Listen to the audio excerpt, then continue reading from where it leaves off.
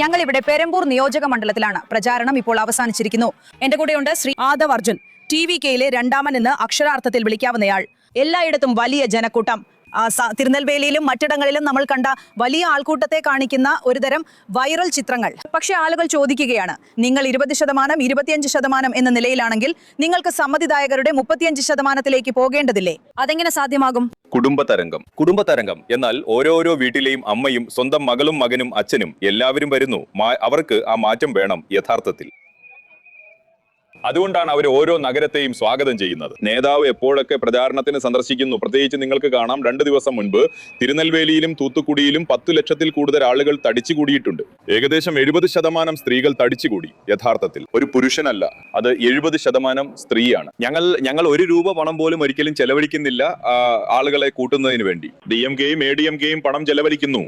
ഓരോ വ്യക്തിക്കും 300 രൂപ, കോടിക്കണക്കിന് പണം.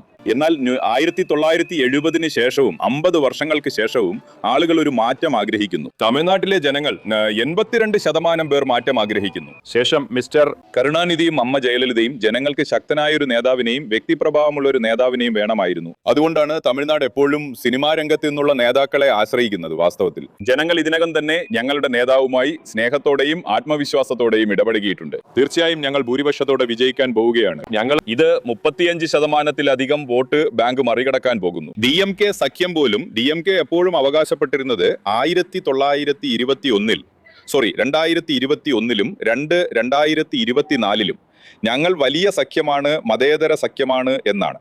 എന്നാൽ ജനങ്ങൾ DMK സഖ്യത്തെ പുറത്താക്കുന്നു. കാരണം ആ സഖ്യം അഴിമതിയെ അടിസ്ഥാനമാക്കിയുള്ളതാണ്. ഈ അഴിമതി ഏറ്റവും വലിയ അഴിമതിയാണ്. മുഖ്യമന്ത്രിയുടെ മകൻ, പിന്നെ മുഖ്യമന്ത്രിയുടെ മുഴുവൻ കുടുംബവും ശ്രദ്ധ കേന്ദ്രീകരിച്ചത് അഴിമതി. ഉദാഹരണങ്ങൾ നിരവധിയാണ്. നിങ്ങളുടെ സ്വന്തം നിയോജക മണ്ഡലത്തിൽ മിസ്റ്റർ ശബരീഷ് വാസ്തവത്തിൽ പ്രചാരണത്തിനിറങ്ങി.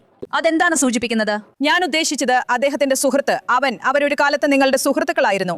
ഇല്ലില്ല, എന്നിട്ട് ശത്രുക്കളായി മാറി. ഇല്ലില്ല, ഞങ്ങൾ ഒരുമിച്ച് പ്രവർത്തിച്ചു പ്രത്യയശാസ്ത്രത്തിന് വേണ്ടി. എനിക്ക് സുഹൃത്തുക്കളെന്നും അറിയില്ല. സത്യത്തിൽ ഞങ്ങൾ 2015 മുതൽ 2021 വരെ പ്രവർത്തിച്ചു. ഞാൻ പ്രത്യയശാസ്ത്രത്തിന് വേണ്ടിയാണ് പ്രവർത്തിച്ചത്. ഞാൻ പ്രവർത്തിച്ചു, പിന്നെ ഞാൻ നല്ല കാര്യങ്ങൾക്കായി മാറി. അവർ അഴിമതിയിലാണ്. അതുകൊണ്ടാണ് ഞാൻ അവരുടെ കൂടെ ഇല്ലാത്തത്. ഞാൻ തന്ത്രങ്ങൾക്കും തിരഞ്ഞെടുപ്പ് ജോലികൾക്കും വേണ്ടിയാണ് പ്രവർത്തിക്കുന്നത്. പിന്നെ ഇപ്പോൾ വില്ലിവാക്കം മാത്രമല്ല, ശബരീഷ് മാത്രമല്ല, ഇന്നലെ മിസ്റ്റർ ഉദയനിധി വന്നു. അദ്ദേഹം അവകാശപ്പെട്ടു സെയ്ദീബയുടെ വിജയവുമായി താരതമ്യപ്പെടുത്തുമ്പോൾ വില്ലിവാക്കമാണ് ഏറ്റവും വലിയ വിജയം. അതുകൊണ്ട് മുഴുവൻ കുടുംബങ്ങളെയും വില്ലിവാക്കത്തും പെരമ്പൂരും ലക്ഷ്യം വെക്കുന്നു. അവർ 10,000-ലധികം രൂപ നൽകാൻ തയ്യാറാണ്. പക്ഷേ ഓരോ വീട്ടിലെയും പ്രത്യേകിച്ച് അമ്മമാരും സ്ത്രീകളും അവർ പണത്തനത്തിന് വഴങ്ങുന്നില്ല. അവർ സ്നേഹവും വിശ്വാസവും കാണിക്കുന്നു. തമിഴ്നാട് നിങ്ങൾ ജനങ്ങളോട് പറഞ്ഞു, ഒരു വശത്ത് 10,000 രൂപയും മറുവശത്ത് നിങ്ങളുടെ 2 രൂപയുടെ വിസിലുമാണെന്ന്. പണം ഇതല്ല. ഈ തെരഞ്ഞെടുപ്പിൽ യഥാർത്ഥത്തിൽ പണം വിലപ്പുമില്ല. ജനങ്ങൾ മാറ്റം ആഗ്രഹിക്കുന്നു. ജനങ്ങൾ സ്നേഹവും വിശ്വാസവും കാണിക്കുന്നു. ജനങ്ങൾക്ക് പുതിയ നേതാവിനെ വേണം. നമ്മുടെ വിജയ് അടുത്ത മാസം 4-ാം തീയതി ഫലം വരുന്ന ദിവസം നിങ്ങൾക്ക് കാണാം. ഇതൊരു അതിശയകരമായ തെരഞ്ഞെടുപ്പാണ്. 50 വർഷങ്ങൾക്ക് ശേഷം പുതിയ തലമുറ പുതിയ നേതൃത്വത്തെ ആഗ്രഹിക്കുന്നു. അവർ പ്രഖ്യാപിച്ച ഉരിമൈ തുകയെയും 8,000 രൂപയുടെ കൂപ്പണിനെയും കുറിച്ച് എന്തു പറയുന്നു? അതാണ് ഏറ്റവും വലിയ പക്ഷേ DMK പ്രകടന പത്രിക ആളുകൾ ഗൗനിക്കുന്നില്ല. ഒരു സ്വാധീനവും ഉണ്ടായില്ല. കാരണം DMK കഴിഞ്ഞ പ്രകടന പത്രികയിൽ പരാജയപ്പെട്ടു. അവൻ നീറ്റ് തുടരുന്നു. അതേ കാര്യം, ഒരുപാട് പ്രശ്നങ്ങൾ നടന്നുകൊണ്ടിരിക്കുന്നു. വിദ്യാർത്ഥികളുടെ വിദ്യാഭ്യാസം, ഫീസ്, ലോൺ എന്നിവയിൽ വ്യക്തത വരുത്തുന്നില്ല. ഒരുപാട് പ്രശ്നങ്ങൾ നടന്നുകൊണ്ടിരിക്കുന്നു. അവരെപ്പോഴും കൂപ്പണിനെ കുറിച്ച് നുണകൾ മാത്രമാണ് നൽകിയത്. നിങ്ങൾ ജനനായകൻ എന്ന സിനിമയെ കുറിച്ച് സംസാരിച്ചു. വ്യക്തമായും അത് റിലീസ് ആവാത്തതിനെ കുറിച്ച് പ്രത്യേകിച്ച് അണികൾക്കിടയിൽ ഒരുപാട് ആശങ്കകൾ ഉണ്ടായിരുന്നു. ഇപ്പോൾ അത് ചോർന്നിരിക്കുകയുമാണ്. ആരാണ് ഇത് ചെയ്തത്? നോക്കൂ, ഇത് തമിഴ്നാടിന്റെ മാത്രം പ്രശ്നമോ ജനനായകന്റെ മാത്രം പ്രശ്നമോ അല്ല. ഇത് ഇന്ത്യൻ ചലച്ചിത്ര വ്യവസായത്തിന്റെ ഒരു വെല്ലുവിളിയാണ്. എങ്ങനെയാണ് സിനിമ റിലീസ് ചെയ്തത്? ആ റോൾ സാറ്റലൈറ്റ് നിയന്ത്രണമാണ്. എങ്ങനെയാണ് സിനിമകൾ ഓൺലൈനിൽ റിലീസ് ചെയ്തത്? അപ്പോൾ അതുകൊണ്ടാണ് ഇതൊരു രാഷ്ട്രീയമാകുന്നത്. നമ്മുടെ എല്ലാവരും പ്രത്യേകിച്ച് കേന്ദ്രവും സംസ്ഥാനവും അവരൊരുമിച്ചാണ്. പ്രത്യേകിച്ച് മിസ്റ്റർ MK സ്റ്റാലിൻ തുടങ്ങി ഈ സിനിമകൾ റിലീസ് ചെയ്തതും ചോർച്ചകളും തീർച്ചയായും ജനങ്ങൾ പരിഹരിക്കും. ഞങ്ങളുടെ നേതാവ് ഞങ്ങൾ സർക്കാർ രൂപീകരിച്ചാൽ സിനിമ 100% തിയേറ്ററുകളിൽ റിലീസ് ചെയ്യും. ജനങ്ങൾ നീതി നൽകും. കോൺഗ്രസുമായുള്ള നിങ്ങളുടെ ബന്ധം എന്താണ്? അഖിലേന്ത്യാ മഹിളാ കോൺഗ്രസ് നേതാവിനെ ഏകദേശം പുറത്താക്കി ഞാൻ കരുതുന്നു. അതുകൊണ്ട് ഒരുപാട് രാഹുൽ ഗാന്ധിയുടെ പ്രവർത്തകർ, വ്യക്തികൾ, കൂടുതൽ സത്യസന്ധനായ വ്യക്തി, അവരെ ഇപ്പോൾ നീക്കം ചെയ്തിരിക്കുകയാണ്. തീർച്ചയായും പാർട്ടി പ്രത്യേകിച്ച് മണി ഠാക്കൂർ MP യും ജ്യോതിമണിയും ഞങ്ങൾ തെരഞ്ഞെടുപ്പിൽ മത്സരിക്കുന്നില്ലെന്ന് ഇതിനകം പ്രഖ്യാപിച്ചു. അതുകൊണ്ട് ഈ തെരഞ്ഞെടുപ്പ് ശരിയായ സഖ്യത്തോടെ 2021 കണ്ടതുപോലെയല്ല.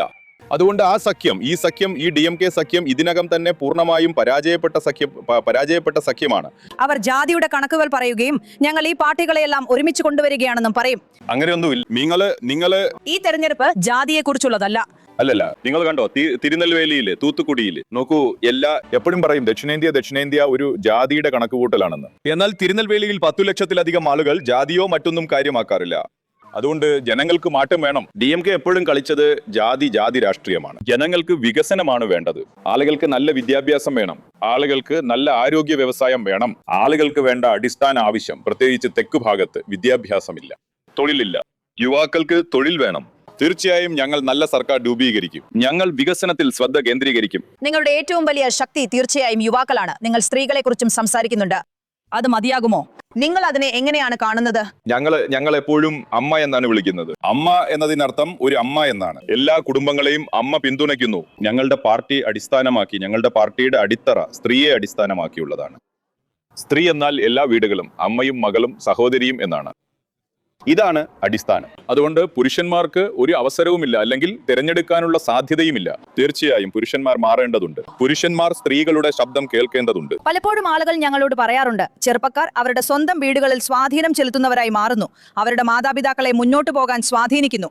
നോക്കൂ, ശേഷം 4 കഴിഞ്ഞ് 40 വർഷങ്ങൾക്ക് ശേഷം, 10 വർഷങ്ങൾക്ക് ശേഷം കുട്ടികൾ രാഷ്ട്രീയത്തെക്കുറിച്ച് സംസാരിക്കുന്നു. അതാണ് തമിഴ്നാട് രാഷ്ട്രീയത്തിന്റെ വിജയം. ഇപ്പോൾ ഗേറ്റ് തുറന്നിരിക്കുന്നു. അതുകൊണ്ട് DMKയും MKയും സ്റ്റാലിൻ രാജവംശവും രാജവാഴ്ചയും അവസാനിച്ചു. അവസാനമായി ഒരു കാര്യം മാത്രം. നിങ്ങൾ പറഞ്ഞുകൊണ്ടിരിക്കുന്നത് ജോസഫ് വിജയ് അടുത്ത മുഖ്യമന്ത്രിയാകുമെന്നും അങ്ങനെ നിങ്ങൾ രാജാവാകുമെന്നുമാണ്. ചിലർ പറയുന്നു നിങ്ങൾ ഒരു കിങ് മേക്കറായി അവസാനിക്കുമെന്ന്. മറ്റു ചിലർ പറയുന്നു നിങ്ങൾ വോട്ട് കട്ടറാകുമെന്ന്. ഇതിനോട് നിങ്ങൾ എങ്ങനെ പ്രതികരിക്കുന്നു? ഞങ്ങളുടെ നേതാവ് ഒരു രാജാവോ കിങ് മേക്കറോ അല്ല. ഞങ്ങൾ സാധാരണക്കാരാണ്. ഞങ്ങളുടെ നേതാവ് സാധാരണക്കാരന്റെ സർക്കാർ രൂപീകരിക്കും. രാജവാഴ്ചയും ആ മൊണാർക്കിയും, തമിഴിൽ ഞങ്ങൾ മൊണാർക്കി എന്ന് പറയും, അവസാനിച്ചു. തമിഴ്നാട്ടിൽ ഇനി മുതൽ രാജാവും കിങ് മേക്കറും ഇല്ല. നന്ദി.